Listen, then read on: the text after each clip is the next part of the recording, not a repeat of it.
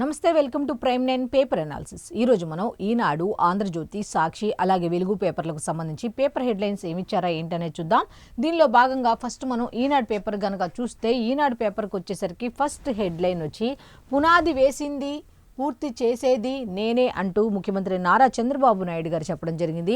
అయితే వెలిగొండకు జూలై నాటికి శ్రీశైలం నీళ్లు తెస్తామన్నట్టుగా సీఎం చంద్రబాబు అయితే నిన్న ప్రకటించారు. 436 కోట్లతో వెలిగొండ ఫీడర్ కాలువ ఆధునీకరణకైతే నిన్న ఆయన శ్రీకారం చుట్టారు. 5 ఏళ్లలో వైఎస్ఆర్ కాంగ్రెస్ పార్టీ ఖర్చు పెట్టింది 500 కోట్లే. ప్రాజెక్టు కట్టకుండానే జాతికి అంకితం అంటూ జగన్ దొంగ నాటకాలని ధ్వజమెత్తారు అన్నట్టుగా ఒక వార్త అయితే ఉంది. అయితే దీనికి సంబంధించి వెలిగొండకు జూలై నాటికి శ్రీశైలం నీళ్లు అందిస్తామంటూ ఆయన నిన్న చెప్పడం జరిగింది. దీనికి సంబంధించి 436 కోట్లతో వెలిగొండ ఫీడర్ కాలువ ఆధునికీకరణ పనులకైతే నిన్న ఆయన శ్రీకారం చుట్టారు. దీనికి సంబంధించిన ఈ వార్తకు సంబంధించిన హెడ్లైన్ ఎలా ఉందంటే, పునాది వేసింది నేనే, పూర్తి చేసేది నేనే అన్న హెడ్లైన్తో అయితే ఈ వార్త అయితే ఇవ్వడం జరిగింది. కొద్దిగా మన డీటెయిల్స్ కూడా ఒకసారి లోపలికి వెళ్ళి చూస్తే, సుమారు 30 ఏళ్ల క్రితం మార్కాపురంలో పర్యటించా. ఇక్కడ ప్రజలు తాగునీటికి ఇబ్బందులు పడుతున్నామని, శ్రీశైలంలో నీళ్లు అందించాలని కోరారు అన్నట్టుగా ఆయన చెప్పడం జరిగింది. 1996లో మార్చి 5న వెలిగొండ ప్రాజెక్టుకు శంకుస్థాపన చేసి పనులు ప్రారంభించా. 1996లోనే వచ్చే జూలైలో ప్రాజెక్టును పూర్తి చేసి జాతికి అంకితం చేస్తా అని చెప్పి ఆయన అన్నారు. అంటే 1996లో నేనే పునాది వేశా. అలాగే 2000 ఇక్కడ నెక్స్ట్ ఇయర్ అంటే వచ్చే జూలైలో ప్రాజెక్టును పూర్తి చేసి జాతికి అంకితం చేస్తా అన్నట్టుగా ఆయన చెప్పారనమాట. అయితే 2025లోనే 1996లో నేను పునాది వేశా, 25లో నేనే దీన్ని ప్రారంభిస్తా అన్నట్టుగా ఆయన చెప్పడం జరిగింది. అయితే పూర్తి కాని ప్రాజెక్టును 2024 మార్చిలోనే సగంలో ఉన్నదాన్ని జాతికి అంకితం చేస్తున్నట్లు అప్పుడు సీఎం జగన్ ప్రకటించారు. అది కరెక్ట్ కాదు అంటూ ఆయన ఎద్దేవా చేసినట్టుగా కూడా ఇచ్చారు. అయితే మార్కాపురం జిల్లా పెద్దదోర్నాల మండలం గంటవానిపల్లె సమీపంలో 436 కోట్ల రూపాయల చేపట్టనున్న వెలిగొండ ప్రాజెక్టు ఫీడర్ కాలువ ఆధునికీకరణ పనులను బుధవారం సీఎం శంకుస్థాపన చేశారు అన్నట్టుగా వార్త అయితే ఇచ్చారు. అయితే దీనికి సంబంధించిన ఇంకా కంప్లీట్ డీటెయిల్స్ అన్ని కూడా పేజ్ నెంబర్ 2లో ఉన్నాయి. నెక్స్ట్ ఇంకొక వార్త ఉంది, ఆ వార్త కూడా ఏంటనేది ఒకసారి మనం చూస్తే, ప్రధానమంత్రి నరేంద్ర మోదీకి సంబంధించిన వార్త అయితే ఒక హెడ్లైన్తో ఏమిచ్చారు అంటే, ఉగ్రవాదం ఎక్కడున్నా శాంతికి అనేది ముప్పు వాటిల్లుతుంది అంటూ ఆయన స్పష్టం చేసినట్టుగా ఒక హెడ్లైన్తో కూడిన వార్త అయితే ఈ విధంగా ఇచ్చారు. మోదీకి కనెసెట్ అత్యున్నత పురస్కారం ప్రధానం అన్నట్టుగా ఒక వార్త అయితే ఉంది. దీనికి సంబంధించి ఇజ్రాయెల్ పార్లమెంట్లో ప్రసంగిస్తున్న ప్రధాని నరేంద్ర మోదీ చప్పట్లు కొడుతూ అభినందిస్తున్న చట్టసభ సభ్యులు అన్నట్టుగా వార్త అయితే ఇచ్చారు. ఒక్కసారి కనుక మనం డీటెయిల్స్ కనుక చూస్తే, ఆ రక్కసిపై సమన్వయంతో పోరాడాలి. ఉగ్రవాదం అనే రక్కసిపై అందరం కూడా విడివిడిగా కాదు, సమన్వయంతో అందరం కలిసికట్టుగా పోరాడాలి అంటూ ఇజ్రాయెల్కి సంబంధించిన చట్టసభల నుంచి మాట్లాడడం జరిగింది. ఇజ్రాయెల్ పార్లమెంటు వేదికగా ప్రధానమంత్రి నరేంద్ర మోదీ అయితే ఈ ఉగ్రవాదానికి సంబంధించి ముప్పు అయితే శాంతికి, దానివల్ల ముప్పు వాటిల్లుతుంది శాంతికి, కాబట్టి దీన్ని నిర్మూలించాల్సిన బాధ్యత మన అందరిపైన ఉంది. మనందరం కూడా సమన్వయంతో కలిసికట్టుగా ముందుకు వెళ్తే మాత్రం దీన్ని ఖచ్చితంగా అరికట్టగలుగుతాము అని ఆయన చెప్పడం జరిగింది. అంతర్జాతీయ స్థిరత్వానికి భారత్ ఇజ్రాయెల్ బంధం ఎంతో కీలకమంటూ ఆయన చెప్పుకుంటూ వచ్చారు. అయితే దీనికి సంబంధించిన డీటెయిల్స్ కూడా ఒకసారి ఉన్నాయి, అవి కూడా మనం ఏమిటి అని చూస్తే, ఉగ్రభూతంపై ప్రపంచ దేశాలు ఉమ్మడిగా పోరాడాల్సిన ఆవశ్యకతను ప్రధానమంత్రి నరేంద్ర మోదీ మరోసారి నొక్కి చెప్పారు. ఉగ్రవాదం ఎక్కడున్నా అది ప్రతి చోట శాంతికి ముప్పుగా పరిణమిస్తుందంటూ ఆయన చెప్పుకుంటూ వచ్చారు. గాజా శాంతి ప్రణాళికకు భారత్ తరపున ఆయన విస్పష్ట మద్దతు ప్రకటించారు. పశ్చిమాసియాలో దీర్ఘకాలం శాంతి నెలకొనేందుకు అది దోహదపడుతుందంటూ ఆయన విశ్వాసం, ఆశాభావం వ్యక్తం చేసినట్టుగా వార్త అయితే డీటెయిల్స్ అయితే ఈ విధంగా ఇచ్చారు. ఇంకా కంప్లీట్ డీటెయిల్స్ ఇంకా ఏమన్నారు ఏంటి అనే దాని మీద కంప్లీట్ డీటెయిల్స్ అన్నీ కూడా పేజ్ నెంబర్ 3లో ఉన్నాయి. నెక్స్ట్ ఇంకొక వార్త ఉంది, ఆ వార్త కూడా ఒకసారి మనం ఏంటి చూసుకుంటే, ఆంధ్రప్రదేశ్ రాష్ట్ర ఐటీ శాఖ మంత్రి నారా లోకేష్కి సంబంధించి జాబ్ మేళాలతో 1,00,000 ఉద్యోగాలు అనే హెడ్లైన్కి సంబంధించిన వార్త అయితే ఇచ్చారు. 22 క్లస్టర్ల ద్వారా పరిశ్రమల విస్తరణ, ఉపాధి అన్నట్టుగా సబ్ హెడ్లైన్స్ అయితే వీళ్ళు ఇవ్వటం జరిగింది. నైపుణ్యాభివృద్ధి శిక్షణతో 40,000 మందికి కొలువులు, మార్చి నాటికి నైపుణ్యం పోర్టల్ అయితే స్టార్ట్ చేస్తాము అన్నట్టుగా ఆయన చెప్పడం జరిగింది. శాసనసభలో అయితే మంత్రి లోకేష్ ఈ విధంగా కొన్ని రకాల వ్యాఖ్యలు చేయడం జరిగింది. అదేమిటంటే, 22 క్లస్టర్ల ద్వారా పరిశ్రమలను విస్తరించడమే కాకుండా ఉపాధి కూడా కల్పించబోతున్నాం అంటూ, అలాగే నైపుణ్యాభివృద్ధి శిక్షణలో దాదాపు 40,000 మందికి అయితే కొలువులు రాబోతున్నాయి అన్నట్టుగా ఆయన చెప్పారు. అయితే మార్చి నాటికి నైపుణ్యం పోర్టల్ అయితే మేము తీసుకొస్తాం వచ్చే నెలలో అన్నట్టుగా ఆయన చెప్పడం జరిగింది. ఇక డీటెయిల్స్ కూడా ఒక్కసారి మనం చూస్తే రాష్ట్రంలో ఇంతవరకు 1,587 జాబ్ మేళాలు నిర్వహించి 1,08,747 ఉద్యోగాలు అంతమందికి ఉద్యోగాలు అయితే మేము కల్పించాం అన్నట్టుగా ఉద్యోగాలు ఎంతమంది కల్పించారు, ఎన్ని జాబ్ మేళాలు నిర్వహించారనే దాని మీద పూర్తిగా క్లారిటీగా ఇచ్చారు. నైపుణ్యాభివృద్ధి కార్పొరేషన్ సీడ్ యాప్ ద్వారా 74,000 మందికి అయితే శిక్షణ ఇచ్చారట. అయితే అందులో 40,000 మంది ఉద్యోగ అవకాశాలు కల్పించాం. వైఎస్ఆర్ కాంగ్రెస్ పార్టీ ప్రభుత్వంలో స్కిల్ డెవలప్మెంట్ కార్పొరేషన్ ఉద్యోగులు వారి పార్టీ పనులు చేశారని ఉద్యోగ బాధ్యతలు నిర్వహించలేదు. అప్పుడు కూడా పనిచేసిన వాళ్ళందరూ కూడా పార్టీలకు సంబంధించి పనిచేశారు, కానీ ఆ ఉద్యోగం ఆ సీట్లో ఉండి దానికి ఏ న్యాయం చేయాలి ఏంటి అనే దాని మీద వాళ్ళ ఉద్యోగ బాధ్యతని మాత్రం సరిగ్గా చేయలేదు అనుకుంటా అని చెప్పుకుంటూ వచ్చారు. ఇంకా ఆయన శాసనసభలో ఏమన్నారు ఏంటి అనే దాని మీద కూడా లోపల పేజీలో కంప్లీట్ డీటెయిల్స్ ఉన్నాయి. నెక్స్ట్ ఇంకొక వార్త ఉంది, ఆ వార్త కూడా ఒకసారి మనం చూస్తే మార్చి 7న ఆర్సెలార్ మిత్తల్ స్టీల్ ప్లాంట్కు అయితే శంకుస్థాపన జరగబోతోంది. మార్చి 7న అంటూ ఒక హెడ్లైన్ అయితే ఇచ్చారు. దేశంలోనే అతిపెద్ద ఉక్కు పరిశ్రమకు అనకాపల్లి జిల్లాలో శ్రీకారం చుట్టబోతున్నారు అన్నట్టుగా ఉంది. ఎక్స్లో వెల్లడించిన ఆ సంస్థ యాజమాన్యం అంటూ ఒక వార్త అయితే ఉంది. అయితే దీనికి సంబంధించిన డీటెయిల్స్ కూడా ఇచ్చారు. ఆ డీటెయిల్స్ కూడా ఏంటో ఒకసారి మనం చూస్తే దేశంలోనే అతిపెద్ద స్టీల్ ప్లాంట్ నిర్మాణానికి మార్చి 7న అనకాపల్లి జిల్లాలో శంకుస్థాపన చేస్తున్నట్టు Arcelor Mittal Nippon steel India యాజమాన్యం ఎక్స్లో ప్రకటించింది. ఇది చాలా ఆసక్తిగా ఎదురుచూస్తున్న ఆనందకరమైన విషయం అంటూ పేర్కొంది. ఇంకా ఏ విధంగా దీన్ని ముందుకు తీసుకెళ్లాలనుకుంటున్నారు ఏంటి అనే దాని మీద కూడా కంప్లీట్ డీటెయిల్స్ అయితే ఇచ్చారు. దీనికి సంబంధించిన కంప్లీట్ డీటెయిల్స్ అన్ని కూడా పేజ్ నెంబర్ 3లో ఉన్నాయి. నెక్స్ట్ ఇంకొక వార్త ఉంది, న్యాయ వ్యవస్థను కించపరచడాన్ని అనుమతించను అంటూ ఒక హెడ్లైన్తో కూడిన వార్త అయితే ఉంది. జస్టిస్ సూర్యకాంత్ గారు అయితే ఈ మాట చెప్పడం జరిగింది. ఈ న్యాయ వ్యవస్థను పరిచేలా ఎవరు మాట్లాడినా ఒప్పుకునే ప్రసక్తే లేదు అన్నట్టుగా, వారెంత ఉన్నత స్థానంలో ఉన్నా సరే, వాళ్ళు ఎంతటి వారైనా సరే అన్నట్టుగా ఎన్సీఈఆర్టీ పుస్తకంలో అధ్యాయంపై సిజేఐ ఆగ్రహం వ్యక్తం చేశారు. ఎన్సీఈఆర్టీకి సంబంధించి 8వ తరగతి పుస్తకానికి సంబంధించి న్యాయ వ్యవస్థకు సంబంధించి అవినీతికి సంబంధించి ఒక లెసన్ అయితే ఉంది. అది ఎలా ఉందంటే అభ్యంతరకరంగా ఉంది, న్యాయ వ్యవస్థను కించపరిచేలా ఉంది. అటువంటి మేమైతే సహించము, దీన్ని ఖండిస్తున్నాము అంటూ అలా చేసిన వాళ్ళు ఎవరైనా సరే ఊరుకునే ప్రసక్తి లేదు అనుకుంటూ ఆయన జస్టిస్ సూర్యకాంత్ గారు చెప్పడం జరిగింది. ఆగ్రహం వ్యక్తం చేసినట్టుగా తెలుస్తోంది. సుమోటోగా స్వీకరిస్తున్నట్లు ఆయన ప్రకటించినట్టుగా తెలుస్తోంది. పుస్తక పంపిణీ నిలిపివేతకు విద్యాశాఖ ఆదేశం కూడా జారీ చేసింది అన్నట్టుగా అయితే ఒకసారి డీటెయిల్స్ కూడా ఉన్నాయి, కూడా ఏంటో ఒకసారి చూద్దాం. జాతీయ విద్యా పరిశోధన శిక్షణ మండలి 8వ తరగతి సాంఘిక శాస్త్రం కొత్త పాఠ్య పుస్తకంలో న్యాయ వ్యవస్థలో అవినీతిపై ఒక అధ్యయనాన్ని ప్రచురించడంపై సుప్రీంకోర్టు ప్రధాన న్యాయమూర్తి సిజేఐ జస్టిస్ సూర్యకాంత్ తీవ్ర అభ్యంతరం అయితే వ్యక్తం చేశారు. న్యాయ వ్యవస్థను కించపరచడానికి, దాని సమగ్రతను భంగం కలిగించడానికి తాను ఎవరిని అనుమతించబోనంటూ ఆయన స్పష్టంగా చెప్పడం జరిగింది. ఇంకా ఆయన ఏమన్నారు ఏంటి అనే దాని మీద కూడా కంప్లీట్ డీటెయిల్స్ ఉన్నాయి. దీనికి సంబంధించిన కంప్లీట్ డీటెయిల్స్ అన్ని కూడా పేజ్ నెంబర్ 3లో ఉన్నాయి. నెక్స్ట్ ఇంకొక వార్త ఉంది, ఆ వార్త కూడా ఏంటో అనేది ఒకసారి కనుక మనం చూస్తే, కాంగ్రెస్ సిగ్గుపడాలి, ఎమర్జెన్సీ తరహాలో బాధపడాల్సి వస్తుంది ఇలాంటి పని చేసినందుకు, ముందు అసలు సిగ్గుపడండి అంటూ నిర్మలా సీతారామన్ ఆగ్రహం వ్యక్తం చేశారు. ఏఐ సమ్మిట్లో అర్ధనగ్న నిరసనలపై కేంద్ర మంత్రి నిర్మల ఆగ్రహం వ్యక్తం చేశారు. ఎంతమంది ఎన్ని దేశాల వాళ్ళు వచ్చారు, వాళ్ళందరూ ముందు ఈ విధంగా అర్ధనగ్న ప్రదర్శన చేయటం అవసరమా, అసలు ఎంత దిగజారిపోయి అటువంటి చేస్తారు అన్నట్టుగా కాంగ్రెస్ సిగ్గుపడండి అటువంటి పని చేసినందుకు అంటూ ఎమర్జెన్సీ తరహాలో బాధపడాల్సి వస్తుంది అన్నట్టుగా కేంద్ర మంత్రి నిర్మలా సీతారామన్ అయితే ఏఐ సమ్మిట్లో కాంగ్రెస్ వాళ్ళు చేసిన అర్ధనగ్న నిరసనలపై ఆగ్రహం వ్యక్తం చేశారు అన్నట్టుగా వార్త అయితే ఉంది. అయితే దీనికి సంబంధించిన కంప్లీట్ డీటెయిల్స్ అన్ని కూడా పేజ్ నెంబర్ 11లో ఉన్నాయి. నెక్స్ట్ సాక్షికి వెళ్ళిపోదాం. సాక్షి పేపర్కి వెళ్ళిపోయేసరికి మెయిన్ వార్తల్లోకి వెళ్లే ముందు కొన్ని ఉన్నాయి, అవి కూడా ఏంటో చూద్దాం. తప్పు చేశా క్షమించండి అంటూ గేట్స్ ఫౌండేషన్ సిబ్బందికి బిల్ గేట్స్ విజ్ఞప్తి చేశారు అంటూ ఒక వార్త అయితే ఉంది.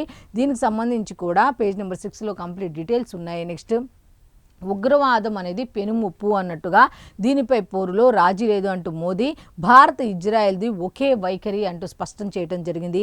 అయితే దీనికి సంబంధించిన కంప్లీట్ డీటెయిల్స్ అన్నీ కూడా పేజ్ నెంబర్ 6లో ఉన్నాయి. ఇక సాక్షి పేపర్కి వచ్చి మెయిన్ వార్త కనుక మనం చూస్తే, హామీలు నెరవేర్చకపోతే గద్దె దింపుతాం. ఇచ్చిన హామీలు మీరు నెరవేర్చకపోతే ఖచ్చితంగా కూటమి నేతల్ని గద్దె దింపుతాం అంటూ దీనికి సంబంధించి ఉద్యోగులు హెచ్చరించారు. ఏం చేశారు ఏంటి అనే దాని మీద అయితే ఒక కంప్లీట్ స్టోరీ అయితే స్టోరీ కాదు, వార్త అయితే ఇచ్చారు. ఈ వార్తకు సంబంధించి డీటెయిల్స్ కూడా ఒకసారి మనం చూద్దాం. బాబు ప్రభుత్వానికి ఉపాధ్యాయులు హెచ్చరిక చేశారట. ఉపాధ్యాయ ఉద్యోగుల సమస్యలపై ఇంకా ఎన్నాళ్ళు మౌనంగా ఉంటారు అన్నట్టుగా, ప్రభుత్వం ఇదే తీరులో ఉంటే అసెంబ్లీ ముట్టడి తప్పదు అన్నట్టుగా వాళ్ళు హెచ్చరించినట్టుగా ఇచ్చారు. ఒత్తిడి పెంచే విధానాలు రద్దు చేయాలి, ఆర్థిక ప్రయోజనాలు వెంటనే విడుదల చేయాలి అంటూ 12వ పీఆర్సీ వెంటనే నియమించాలి, 30% ఐఆర్ ప్రకటించాలి, 4 పెండింగ్ డిఏలో కనీసం 2ని వెంటనే ఇవ్వాలి అంటూ వాళ్ళు డిమాండ్ చేస్తున్నారు. 35,000 కోట్ల పెండింగ్ బకాయిలను ఎప్పుడు చెల్లిస్తారో స్పష్టం చేయాలి అంటూ వాళ్ళు కోరుతున్నట్టు తెలుస్తుంది. ఉపాధ్యాయుల మహాధర్నాతో దద్దరిల్లిన విజయవాడ అంటూ ఉపాధ్యాయుల ధర్నాకు సంబంధించిన ఒక వార్త అయితే ఇచ్చారు. ఆ వార్తకు సంబంధించిన కంప్లీట్ డీటెయిల్స్ అన్నీ కూడా పేజ్ నెంబర్ 3లో ఉన్నాయి. నెక్స్ట్ ఇంకొక వార్త ఉంది, అది కూడా చూద్దాం. ఇది చూద్దాం. కోర్టులను మూసేయండి అంటూ కోర్టు ఆదేశాలు అమలు చేసే ఉద్దేశం లేకపోతే ఆ పనే చెయ్యండి అంటూ ప్రజలకు కక్షిదారులకు న్యాయం చేయలేకపోతే ఇక కోర్టులు ఎందుకు అన్నట్టుగా సిఎస్పై నిప్పులు చెరిగిన హైకోర్టు. సిఎస్ను 4 రోజుల్లో జైల్లో ఉంచితే అందరూ దారిలోకి వస్తారు అంటూ హైకోర్టు ఆదేశాలు ఆగ్రహం వ్యక్తం చేసినట్టుగా తెలుస్తోంది. అయితే దీనికి సంబంధించి కూడా కంప్లీట్ డీటెయిల్స్ అన్ని కూడా పేజ్ నెంబర్ 16లో ఉన్నాయి. నెక్స్ట్ ఇంకొక వార్త ఉంది, ఆ వార్తకు సంబంధించి మెయిన్ పేపర్లో యాడ్లు ఎక్కువ ఉన్నాయి, న్యూస్ తక్కువగా ఉంది. సాక్షి పేపర్కి సంబంధించి ఈనాడులో కూడా ఈరోజు అయితే 4-5 ఉన్నాయంతే. నెక్స్ట్ లాస్ట్ వార్త సాక్షి పేపర్కి సంబంధించి అధైర్యపడొద్దు, వచ్చేది మన ప్రభుత్వమే అంటూ జగన్మోహన్ రెడ్డి గారు చెప్పినట్టుగా ఇలా సాంప్రదాయ దుస్తులు వేసుకుని నిన్న పూజా కార్యక్రమాల్లో ఆయన పాల్గొన్నట్టుగా తెలుస్తుంది. వైఎస్ఆర్ కడప జిల్లా నందిపల్లిలోని శ్రీ నందీశ్వర ఆలయంలో నిర్వహించిన నూతన విగ్రహ ప్రతిష్ఠా కార్యక్రమంలో హారతి స్వీకరిస్తున్న వైఎస్ జగన్ అన్నట్టుగా అయితే విజువల్స్లో ఈ విధంగా ఇచ్చారనమాట. అయితే ఇంకా డీటెయిల్స్ ఉన్నాయి, ఒకసారి చూద్దాం ఏంటో. వైఎస్ఆర్సీపీ శ్రేణులకు వైఎస్ జగన్ భరోసా ఇచ్చారట. ఏ విషయంలో? టీడీపీ అరాచకాలను పార్టీ శ్రేణులు ధైర్యంగా ఎదుర్కోవాలి, పోరాట పంతాను ఎంచుకొని ముందుకు సాగాలి, ఉద్యమాలు చేయాలి, ప్రజా వ్యవస్థని మనం చిన్నాభిన్నం చేయాలి, జనంలోకి రావాలి, ఉద్యమాలు చేయాలని పిలుపునిస్తున్నారు ఆయన. కష్టాలు ఎల్లకాలం ఉండవు, అందరికీ మంచి జరుగుతుంది. పార్టీ వాళ్ళు కనుక మా అధికారం లేకపోతే కష్టాల్లో ఉన్నట్టే. అదే ఒక నాయకుడు జనానికి ఇచ్చే సందేశం ఏంటి అంటే ఇదే. పార్టీ అధికారంలో ఉంటే కష్టాలు ఏమి లేనట్టే, పార్టీ అధికారం లేదంటే అన్నీ కష్టాలే, ఆ కష్టాలన్నీ పోవాలంట.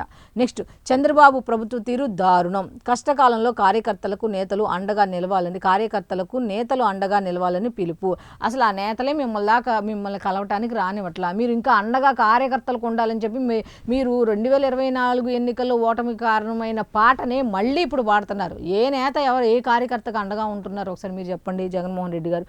ఇంకా మీరు అదే భ్రమలో నేతలు కార్యకర్తలకు అండగా ఉండండి అంటే మీ దాకా వస్తేనే కదా కార్యకర్తలు మీ దాకా రావాలంటే నేతలు పర్మిషన్ తీసుకోవాలి.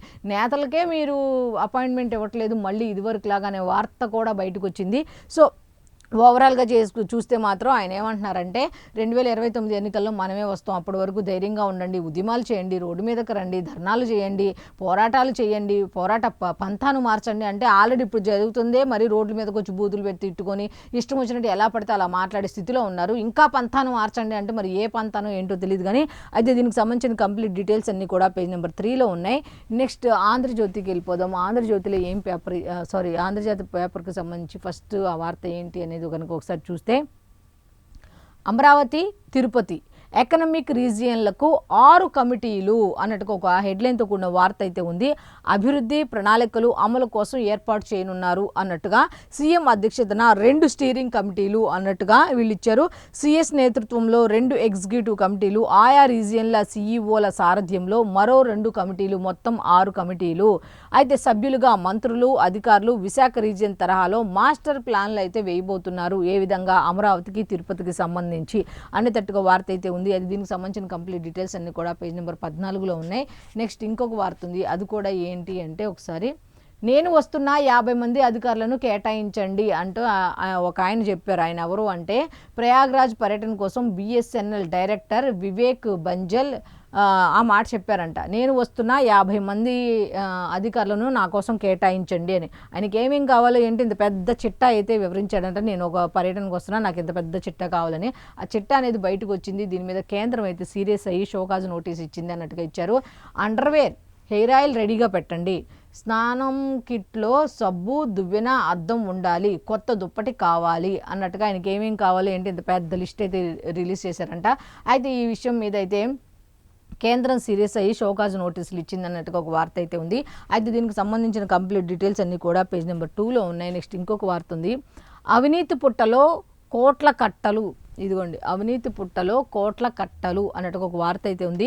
30,000 లంచం తీసుకుంటూ దొరికిన ఒడిశా మైనింగ్ అధికారి అంటూ ఒక హెడ్లైన్తో కూడిన వార్త అయితే ఉంది. ఆయన ఇంట్లో సోదాల్లో 4 కోట్లు స్వాధీనం చేసుకున్నారు. ఇంట్లో 4 కోట్లట. అయితే ఆఫీసు డ్రాలో మరో 1,20,000 అయితే స్వాధీనం చేసుకున్నట్టుగా తెలుస్తుంది. అయితే దీని మీద కంప్లీట్ డీటెయిల్స్ అన్నీ కూడా లోపల పేజీల్లో ఉన్నాయి. నెక్స్ట్ ఇంకొక వార్త, నేను లేకుంటే పాక్ ప్రధాని చచ్చేవాడు. మరి ఎవరి చేతిలో అంటే భారత్ అని చెప్పొచ్చు కదా. నేను లేకుంటే పాక్ ప్రధాని చచ్చేవాడు అంటూ మళ్ళీ భారత పాక్ యుద్ధాన్ని తానే ఆపానని మరోసారి ట్రంప్ అయితే వ్యాఖ్యానించారు అన్నట్టుగా వార్త అయితే ఇచ్చారు. అది 3.5 కోట్ల మంది ప్రజల మాట అన్నట్టుగా చెప్పడం జరిగింది. నోరు జారిన అమెరికా అధ్యక్షులు ట్రంప్ ఈసారి కూడా ఎప్పట్లాగే నోరు జారారు. ఏంటంటే భారత్ పాక్ యుద్ధాన్ని నేనే ఆపాను, నేను లేకుంటే పాక్ ప్రధాని ఎప్పుడు చచ్చిపోయేవాడు అన్నట్టుగా వార్త అయితే ఇచ్చారు. అయితే దీనికి సంబంధించిన కంప్లీట్ డీటెయిల్స్ అన్నీ కూడా లోపల పేజీల్లో ఉన్నాయి. నెక్స్ట్ ఇంకొక వార్త ఉంది. ఆ వార్త కూడా ఏంటి ఒకసారి మనం చూస్తే, దేవుళ్ళ పవిత్రతకు భంగం కలిగిస్తే వదిలిపెట్టం అంటూ ఒక హెడ్లైన్తో కూడిన వార్త అయితే ఇచ్చారు. కులం మతం కాదు, మంచి చేసేవారికి అండగా ఉండాలి. మార్కాపురం సభలో చంద్రబాబు అయితే పిలుపునిచ్చారు. దేవుళ్ళకి, దేవతలకి, అలాగే దేవుళ్ళ పవిత్రతకు భంగం కలిగించే వాళ్ళు ఎవరైనా సరే వదిలిపెట్టే ప్రసక్తి లేదు అంటూ ఆయన వార్నింగ్ ఇచ్చినట్టుగా చేశారు. కులం మతం ఇవన్నీ పక్కన పెట్టండి, ఎవరైతే వాళ్ళు పనిచేస్తున్నారో వాళ్ళకి అండగా నిలబడండి అన్నట్టుగా ఆయన మార్కాపురం సభలో అయితే నిన్న పిలుపునివ్వడం జరిగింది. మంచిని గెలిపించండి, మంచి ఎవరు చేసినా సరే మంచిని గెలిపించండి అంటూ ముఖ్యమంత్రి నారా చంద్రబాబు నాయుడు గారు చెప్పడం జరిగింది. వైసీపీ దొంగ నాటకాలను అడ్డుకోండి అంటూ కూడా పిలుపునిచ్చారు. అయితే వెలిగొండ నుంచి జూలై నాటికి నీరైతే మేము అందిస్తాం అన్నట్టుగా ఆయన చెప్పడం జరిగింది. తొలి దశలో మార్కాపురం ప్రాంతానికి అందిస్తాం, ఇచ్చిన మాట మేరకు ఇప్పటికే 3 జిల్లాలు ఇచ్చా అన్నట్టుగా జగన్లా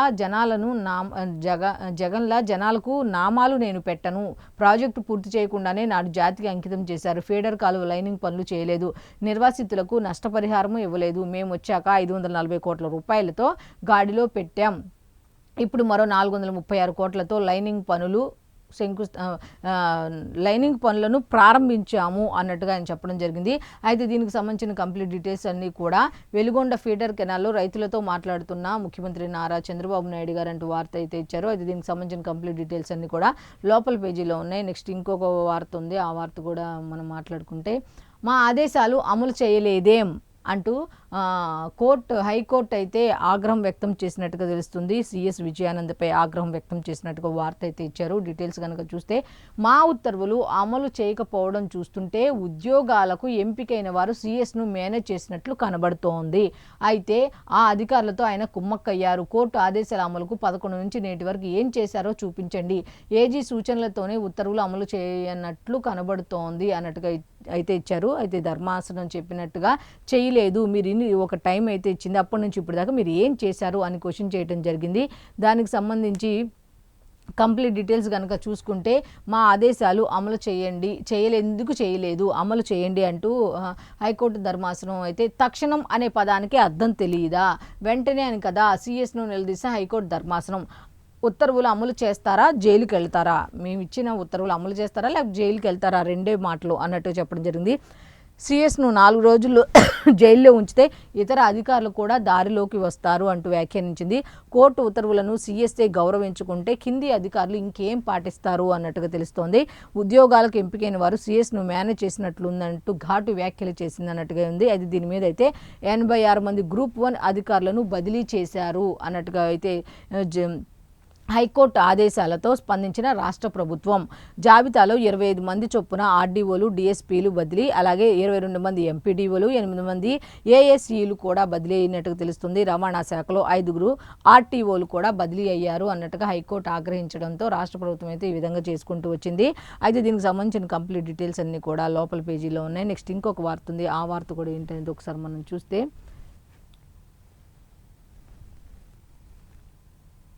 సార్ సోదాలకు వస్తున్నాం, ఐపీఎస్ సంజయ్పై ఏసీబీ ప్రేమ అన్నట్టుగా ఒక వార్త అయితే ఉంది.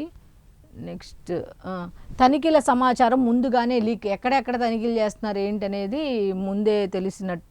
ముందే లీక్ చేస్తున్నారు. ఆపై 3 రోజుల తర్వాత సోదాలు, ఈలోపే మొత్తం ఫర్నిచర్ తరలింపు, తనిఖీలో ఏమీ దొరకలేదంటూ నివేదిక అంటూ ఐపీఎస్ సంజయ్పై ఏసీబీ అయితే ప్రేమ కనబరుస్తుందంటూ తనిఖీల సమాచారం ముందుగానే లీక్ చేస్తోంది అన్నట్టుగా వార్త అయితే ఉంది. అయితే దీనికి సంబంధించిన కంప్లీట్ డీటెయిల్స్ అన్ని కూడా పేజ్ నెంబర్ 14లో ఉన్నాయి. నెక్స్ట్ ఇంకొక వార్త ఉంది, ఆ వార్త కూడా ఏంటనేది ఒకసారి చూస్తే, అది ప్రణాళికాబద్ధమైన దాడి, ఒక ప్రణాళిక ప్రకారం దాడి చేస్తున్నారు అంటూ జస్టిస్ సిజే సూర్యకాంత్ గారు చెప్పడం జరిగింది.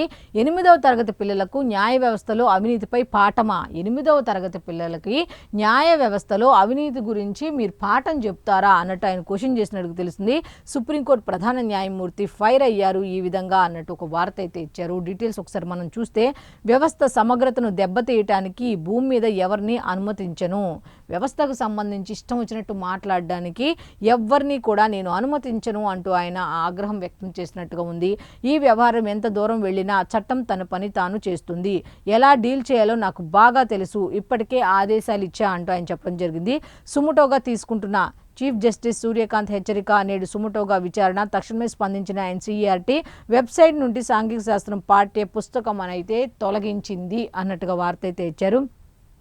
ఇది ముమ్మాటికి న్యాయ వ్యవస్థ ప్రతిష్టకు భంగం కలిగించడమే, దేశ అత్యున్నత న్యాయ వ్యవస్థ ప్రతిష్టను దిగజార్చేలా వ్యవహరిస్తే సహించేది లేదు, చట్టం కఠిన చర్యలు తీసుకుంటుంది అంటూ చీఫ్ జస్టిస్ సూర్యకాంత్ అయితే చెప్పడం జరిగింది అన్నట్టుగా వార్త అయితే ఇచ్చారు.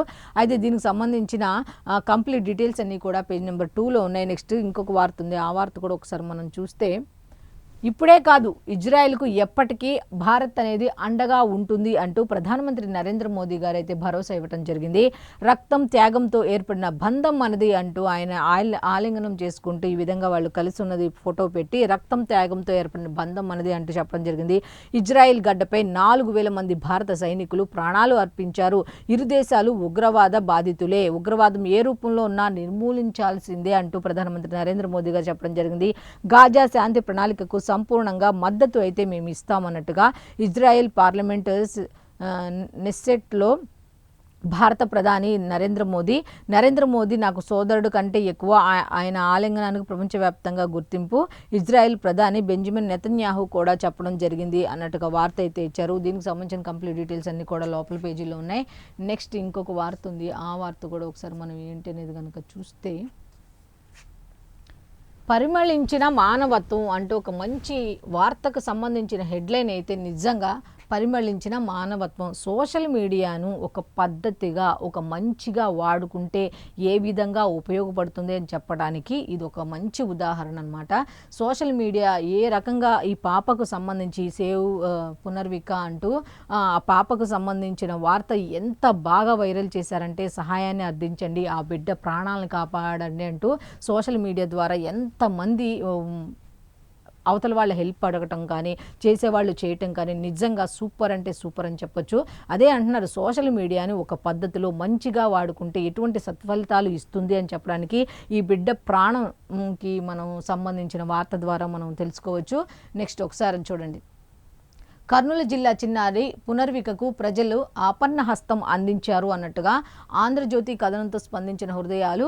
10 కోట్ల వరకు క్రౌడ్ ఫండింగ్, ప్రధానమంత్రి రిలీఫ్ ఫండ్ నుంచి 50 లక్షలు, అలాగే 16 కోట్ల ఇంజెక్షన్తో చిన్నారి బతికే అవకాశం ఉంది అన్నట్టుగా ఉంది కదా. మిగిలిన 6 కోట్ల కోసం లోకేష్కు తల్లిదండ్రులు అయితే విజ్ఞప్తి తెలిసినట్టుగా తెలుస్తుంది.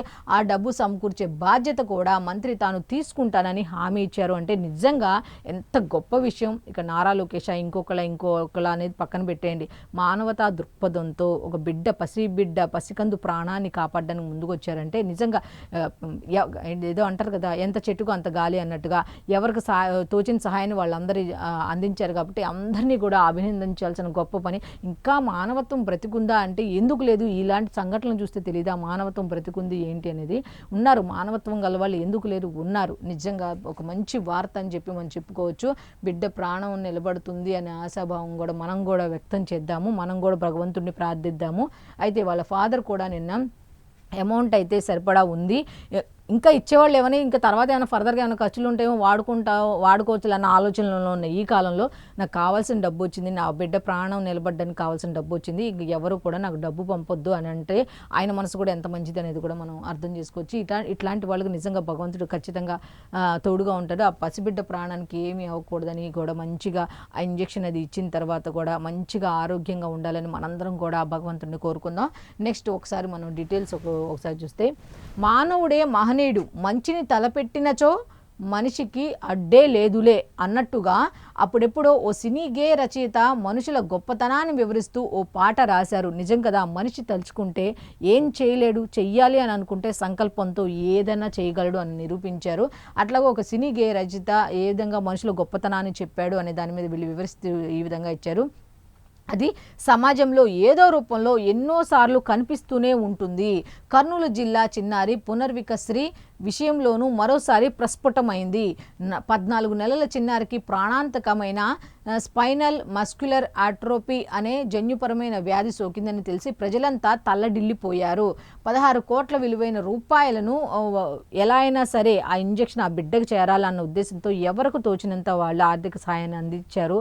అట్లాగే ప్రధానమంత్రి రిలీఫ్ ఫండ్ నుంచి కూడా ఒక 50 లక్షలు సమకూరినట్టుగా తెలుస్తోంది. అలాగే మిగతా ఇంకొక 6 కోట్ల కోసం లోకేష్కి అయితే తల్లిదండ్రులు విజ్ఞప్తి తెలిసినట్టుగా తెలుస్తోంది. ఆయన కూడా మంచి మనసుతో ముందుకు వచ్చి హామీ ఇచ్చినట్టుగా తెలుస్తోంది. నిజంగా ఒక మంచి వార్త అని చెప్పడానికి నిజంగా ఇది ఒకటి మనం ఉదాహరణగా తీసుకోవచ్చు. అయితే దీనికి సంబంధించిన వార్త కంప్లీట్ డీటెయిల్స్ ఇంకా ఉన్న పేజ్ నెంబర్ 14లో ఉన్నాయి. ఆ విషయం అలా ఉంటే ఇంకొక వార్త ఉంది. అసలు ఇలాంటి వార్తలు నిన్న ఒక వార్త సేమ్ ఇలాంటిదే, మానవత్వం బాగుంది, మానవత్వంలో మనుషులు ఈ విధంగా మంచిగా ఉన్నారు అనుకునే లోపే ఇంకొక వార్త కింద ఒకసారి చూద్దాం. గొంతు నిలిమి ఇసుక దిబ్బల్లో పూడ్చి ఏం సాధించాలని ఇటువంటి దుర్మార్గాలు చేస్తున్నారు.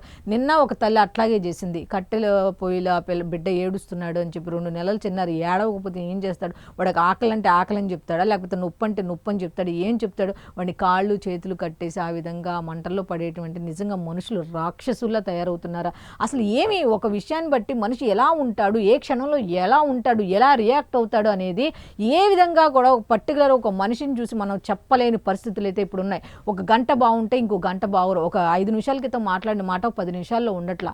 అసలు మనిషి ఆలోచన విధానం అనేది ఎంత రాక్షసత్వంగా తయారవుతుంది. ఒకప్పుడు మంచిగా ఉన్న మనిషి సడన్గా ఎందుకు అలా చేంజ్ అయిపోతున్నాడు అనే దాని మీద నిజంగా ఎవ్వరికీ అర్థం కాని ప్రశ్నలా మిగిలిపోతుంది. గొంతు నులిమి ఇసుక దిబ్బల్లో పూడ్చి రెండో పెళ్లి చేసుకున్నాక కన్న బిడ్డనే కడతెచ్చిన తల్లి ఏం సాధిద్దామని విషయం బయటకు వచ్చింది. కూర్చొని జైల్లో కూర్చుంటారు, ఏం సాధిస్తారు చెప్పండి? ఆ బిడ్డ పసిప్రాణం, వాడికి ఏం తెలుసు చూడండి. రెండో పెళ్లి చేసుకున్నాక కన్న బిడ్డనే కడతెచ్చిన తల్లి. అమ్మమ్మ ఫిర్యాదుతో తిరుపతి జిల్లాలో వెలుగు చూసిన దారుణం. భార్యాభర్తలు అరెస్ట్, మరొకరి కోసం గాలింపు. ఎంత దుర్మార్గమైన చర్య! పసిపిల్లలన అసలు పెద్దవాళ్ళని ఇలాంటి యాసిడ్లు పోయడం, లేకపోతే ఇంకొక రకంగా హత్యలు చేయి, వీటికే మనం మాట్లాడుతున్నాం. ఈ ప్రభావం అంతా పసిపిల్లల ఏమిటి? మీరు సాధించింది ఏమిటి? పెళ్ళిళ్ళు చేసుకోవటం, మీరు తప్పులు చేయటం, మీ వాళ్ళ పిల్లలు పుట్టడం, ఆ పిల్లలు బదిలీ తీసుకోవడానికి ఇదే ఆ మార్గం. ఆ పిల్లలకి జన్మనివ్వటమే మీరు చేసిన తప్పు. దానికి తోడు వాళ్ళు పుట్టిన తర్వాత కూడా వాళ్ళ ప్రాణాలని తీసే హక్కు మీకు ఎవరిచ్చారు చెప్పండి? అంత పసిగందులకి జన్మనివ్వటం ఎందుకు? వాళ్ళని పుట్టిన తర్వాత వాళ్ళని ఈ విధంగా ఇబ్బంది పెట్టి వాళ్ళ ఉసురు పోసుకోవటం ఎందుకు చెప్పండి? మీరు చేసే క్షణికావేశాల వల్ల పసికందులు బలైపోతున్నారు. ఎన్ని జీవితాలు ఇలాగా. నిన్నే ఒక వార్త, అయ్యో అనుకున్న టైంలో రెండో వార్త. నెక్స్ట్ దీనికి సంబంధించిన కంప్లీట్ డీటెయిల్స్ అన్నీ కూడా పేజ్ నెంబర్ 14లో ఉన్నాయి. నెక్స్ట్ తప్పు చేశా క్షమించండి అంటూ ఒక వార్త అయితే ఉంది. గేట్స్ ఫౌండేషన్ సిబ్బందికి బిల్ గేట్స్ విజ్ఞప్తి చేశారు. 2 రష్యన్ మహిళలతో తనకు సంబంధం ఉన్నట్లు ఆయన అంగీకరించినట్టుగా ఉంది. అయితే వారు ఎఫ్స్టీన్ బాధితులు కారని వివరణ అన్నట్టుగా వార్త అయితే ఉంది. కంప్లీట్ డీటెయిల్స్ పేజ్ నెంబర్ 2లో ఉన్నాయి. నెక్స్ట్ గజ దొంగను పట్టుకోవాలి. తిరుమల లడ్డు విషయంలో గుమస్తాలు చిరుద్యోగులనే తప్పుపడుతున్నారు. చంద్రబాబు క్షమాపణలు చెప్పి ఉంటే ఈ అంశానికి ముగింపు వచ్చేదని బొత్స సత్యనారాయణ గారు మొన్న శాసనసభలో డిప్యూటీ సీఎం పవన్ కళ్యాణ్ గారు ఏమన్నారు? జగన్మోహన్ రెడ్డి గారు అని పేరు అయితే చెప్పలా. ఆయన చెప్పండి, మనం ఎందుకు చెప్పుకోవాలి? ఆయన ఏమన్నారంటే గత ప్రభుత్వం అనే వర్డ్స్ వాడారు. గత ప్రభుత్వంలో టీటీడీ పాలక మండలి అనేది నియమింపబడింది కాబట్టి ఆ ముఖ్య నేత ఎవరైతే వాళ్ళని నియమించారో ఆ ముఖ్య నేత గనక ఒకే ఒక్క మాట తప్పు చేసిన వాళ్ళని శిక్షించండి అనే ఒకే ఒక్క మాట అని ఉంటే ఇక్కడ వరకు వచ్చేది కాదు కదా. కనీసం ఆ మాట ఇప్పుడు ఎందుకు అనట్లేదు అని డిప్యూటీ సీఎం పవన్ కళ్యాణ్ గారు శాసనసభలో ఇది ప్రశ్నిస్తే దానికి ఇదిగా బొత్స సత్యనారాయణ గారు ఇచ్చిన మాట ఏమిటి అంటే, తిరుమల లడ్డు విషయంలో గుమస్తాలు చిరుద్యోగులనే తప్పుపడుతున్నారు, వస్తున్నారు కానీ నిజంగా కొంతమంది అడుగుతున్నారు, నిజమే వాళ్ళనే తప్పుపడుతున్నారు, అసలు మెయిన్ వాళ్ళు ఎవరున్నారు, వాళ్ళ పేర్లు అస్సలు బయటికి రాలా, మెయిన్ వాళ్ళు ఎవరున్నారు, వాళ్ళు కూడా వస్తే వాళ్ళకు కూడా శిక్ష పడితే ఖచ్చితంగా పడి తీరుతుంది. తిరుమల వెంకటేశ్వర స్వామి గారితో పెట్టుకున్నారు కాబట్టి, స్వామి వారితో పెట్టుకున్నారు కాబట్టి ఖచ్చితంగా ఎవరైనా సరే బయటికి వచ్చే తీరుతారు. బొత్స సత్యనారాయణ గారు మీరు కూడా చూస్తూనే ఉండండి, ఖచ్చితంగా వచ్చే తీరుతారు. అయితే ఆయన చెప్పింది ఏంటంటే, చంద్రబాబు క్షమాపణలు చెప్పి ఉంటే ఈ అంశానికి ముగింపు వచ్చేది. డిప్యూటీ సీఎం పవన్ కళ్యాణ్ ఏమో ఆ ముఖ్య నేత, ఆ పార్టీ గత ప్రభుత్వ హయాంలో ముఖ్య నేత క్షమాపణ చెప్పు ఉంటే ఇప్పుడు దాకా వచ్చేది కాదని చెప్తుంటే, బొత్స సత్యనారాయణ గారేమో చంద్రబాబు నాయుడు గారు క్షమాపణ చెప్పి ఉంటే ఇక్కడ దాకా వచ్చేది కాదు అని ఆయన చెప్తున్నారు. నెక్స్ట్ ఈయనకి కౌంటర్గా ఈయనేం మాట్లాడారో ఒకసారి చూద్దాం. ఆ గజ దొంగ జగనేనా అంటూ హెడ్లైన్తో కూడిన వార్త. బొత్స వ్యాఖ్యలకు లోకేష్ అయితే కౌంటర్ ఇచ్చారట. ఏమని? నాడు బాబాయిని చంపి కత్తి మా చేతిలో పెట్టారు, ఇప్పుడు విఎస్ఆర్ ఏవియేషన్స్తో హెరిటేజ్కు సంబంధం అంటగడుతున్నారు. ఇది రెండు. జగన్ వైసీపీవన్నీ తప్పుడు ఆరోపణలు, నాడు మాపై పెట్టినవన్నీ తప్పుడు కేసులే, మీడియాతో మంత్రి లోకేష్ చిట్ చాట్ అన్నట్టుగా ఇచ్చారు. అయితే మీరు చేసినవన్నీ మా మీద తోస్తారా అంటూ వైఎస్ఆర్సీపీవన్నీ తప్పుడు ఆరోపణలు అంటే ఆయన కౌంటర్ ఇవ్వడం జరిగింది. అయితే ఆంధ్రజ్యోతికి సంబంధించి హెడ్లైన్స్ ఈ విధంగా ఉన్నాయి. ఇక వెలుగు పేపర్ లాస్ట్గా చూసుకుంటే, వెలుగు పేపర్కి వచ్చేసరికి ఫస్ట్ హెడ్లైన్ వచ్చి, సర్కారు బడుల్లో తగ్గుతున్న పిల్లల సంఖ్య 10 ఏళ్లలో 8.4 లక్షల మంది స్టూడెంట్స్ తగ్గుదల అంటూ ఒక వార్త అయితే ఇచ్చారు.